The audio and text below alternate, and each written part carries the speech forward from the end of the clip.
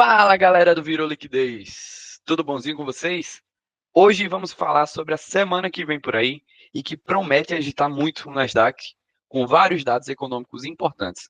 Vou analisar cada um deles e como cada um deles pode impactar o mercado no seu dia a dia. Então, bora lá! Aqui na segunda-feira, às 11 horas da manhã, horário do Brasil, teremos o PMI de serviços, tá? O ISM.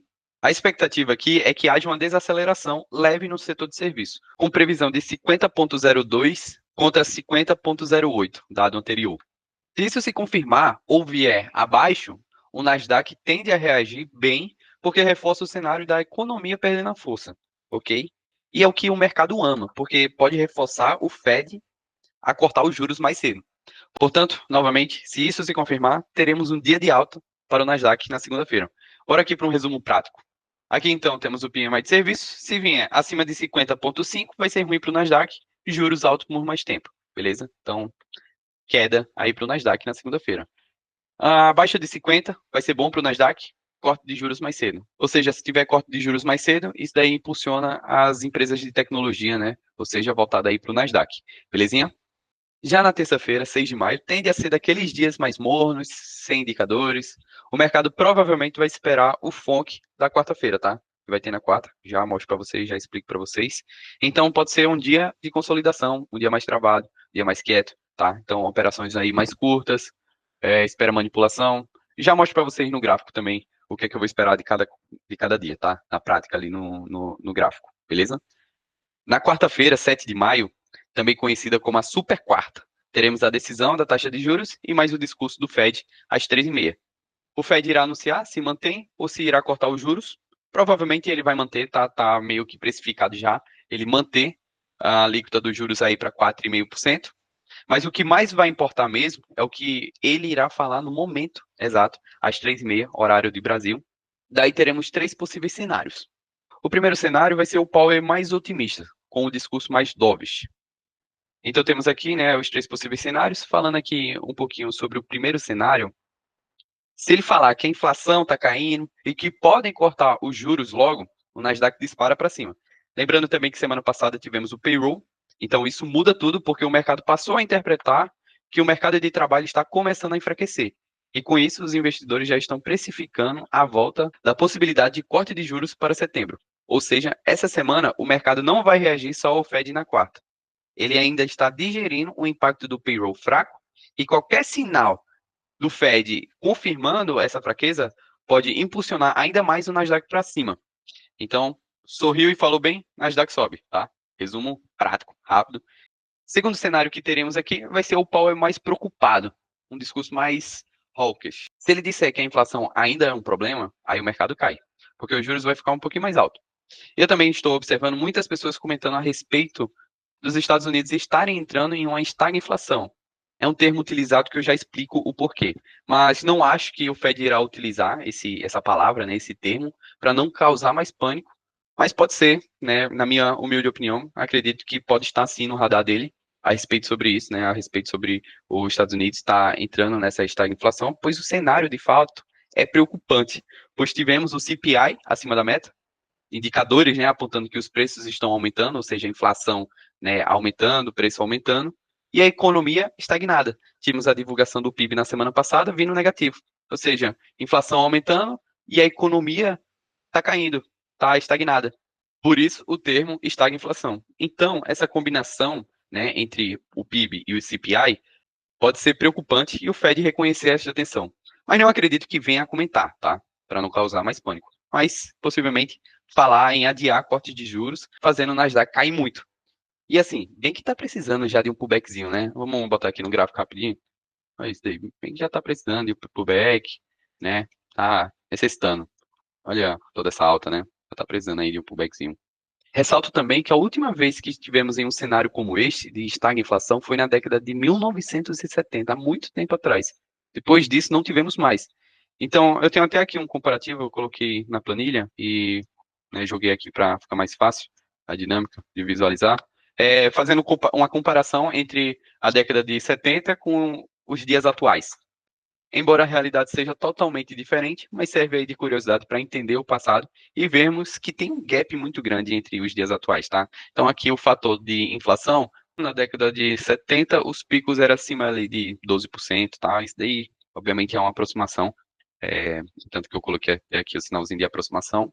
Nos dias atuais, 2024 para 2025, estamos aqui com inflação entre 3% a 2,4%, ainda está muito moderado comparado com 12%. O crescimento, o PIB, né, que eu disse que foi divulgado semana passada, na década de 70 tivemos recessões profundas e hoje estamos aqui em uma suave desaceleração. O fator de desemprego chegou aqui a 10,8% e nos dias atuais está instável, em aproximadamente 3,8%. Tá? Ou seja, percebemos que tem uma diferença muito grande com esse período, né? Os dias atuais com esse período. O sinal é preocupante, mas não acredito que ainda seja alarmante a esse ponto, tá? Obviamente que esse cenário precisa mudar para não chegar a esse ponto.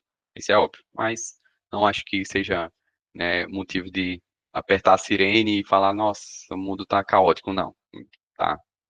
Esquece isso. Não dê tanto atenção assim ao que as pessoas estão falando, Estados Unidos está entrando em estagflação. Não, segura a onda, beleza? E o terceiro cenário aqui vai ser o Powell mais neutro. Embora acho pouco provável que diante de toda esta situação ele venha ficar neutro. Acho muito difícil. Mas, se ele não der nenhuma pista, o mercado fica lateralizado até novos dados serem divulgados. Então aqui está o resumo prático, beleza? Foco aí na entrevista, às 3h30, horário de Brasília. Sorriu e falou bem, Nasdaq sobe. Se ele ficar sério e falar, né, ficar preocupado com a inflação, Nasdaq pode cair. E se ele não der pista nenhuma, não falar nada com nada, o mercado fica aí sem direcional, que eu acho muito difícil, novamente, tá? Acho muito difícil que esse terceiro cenário venha a acontecer. Aqui para quinta-feira, 8 de maio, teremos o pedido de desemprego. Novamente, vou explicar o que seria esse pedido de desemprego. Como o próprio nome já fala, né? Mostra quantas pessoas pediram o seguro-desemprego na semana. Se subir muito, é sinal que a economia está esfriando. E a previsão aqui é de 232 mil, mas a grosso modo, porque acredito que o restante da semana, ou seja, quinta e sexta, seguirá conforme o que o Fed irá falar. Mas, tá, novamente, a grosso modo, se ele vier abaixo de 220 mil, o Fed fica com medo da economia forte e segura os juros. Então, ruim para o Nasdaq. Se vier acima de 240 mil, o Fed pode cortar juros mais cedo. Então, vai ser bom para o Nasdaq.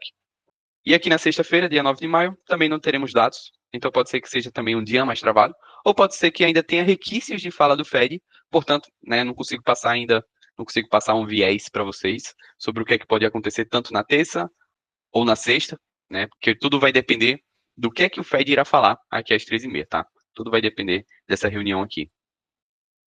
Então, vou passar aqui um leve panorama da semana, o que é que eu acho no preço.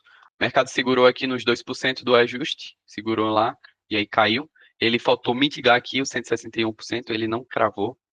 E o mercado está caindo aqui em bandeira, tá? Está caindo com fraqueza. Acredito sim que venha no domingo ou ali na sessão da Ásia, na sessão de Londres, perdão, acredito que na segunda já, na sessão de Londres, ele venha manipular esses fundos aqui para depois entregar uma alta, porque eu acredito sim que na segunda teremos alta, e aí mitiga essa região aqui de 161, beleza?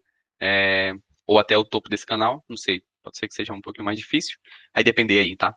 Mas segunda-feira, esperar o mercado dar uma leve recuadinha, tá? Deixa ele pegar a liquidez aqui de baixo. Deixa eu ver aqui o 4 horas. O 4 horas a gente tem um fair value gapzinho aqui, ó. Pode ser que o mercado venha dar uma mitigada aqui nessa região. Então temos aqui o Fair Value Gap já de 4 horas marcado, o mercado vem, manipula essas regiões para depois entregar essa alta, tá? Segunda-feira é isso. Terça-feira será um dia mais consolidado, mais travadinho, então pode ser que ele vá, manipule ou a máxima da segunda-feira, entregue a baixa, ou então o mercado manipula a mínima de segunda-feira e entrega a alta, beleza? Então tentar operar aí as extremidades na terça-feira, beleza? Para entregar o lado contrário. E aí quarta-feira, né, também não consigo dar, né? Na verdade, de quarta em diante não consigo passar um panorama para vocês, porque tudo vai, novamente, né? Tudo vai depender do que o Fed irá falar, tá? Então, tudo vai depender, né? Não posso dizer. Se fosse para eu chutar, né? Vamos chutar aqui. Eu acho que sim, o Fed venha ficar preocupado aí com toda essa situação de taxas, tarifas, etc., inflação. Então, acredito que ele venha segurar esses juros aí por mais tempo, não venha ter cortes de juros ainda, e aí o mercado vai lá e despenca para baixo, tá? Isso, óbvio, eu tô chutando, tá? É uma aposta, não tem análise, não tem dado nenhum, é o que eu acho, tá? Que fique claro isso daí. E aí, quinta e sexta, né? Tudo vai depender dessa quarta-feira aqui, do que o Fed irá falar. Então, também não consigo falar nada. Então, aqui, se não tivesse nem a super quarta, esse dado aqui seria negativo para o Nasdaq, tá? Então estaria indicando queda aí para o Nasdaq para essa quinta-feira. Ou seja, eu falaria para vocês, ó, quinta-feira, queda aí para o Nasdaq, tá bom? Então, chutaria aí na quinta aí mais um dia de queda. E na sexta, travado. E um dia mais travadinho. Belezinha? É isso então. Sempre opere com stop, porque esses dados, né, vão causar muita volatilidade, beleza?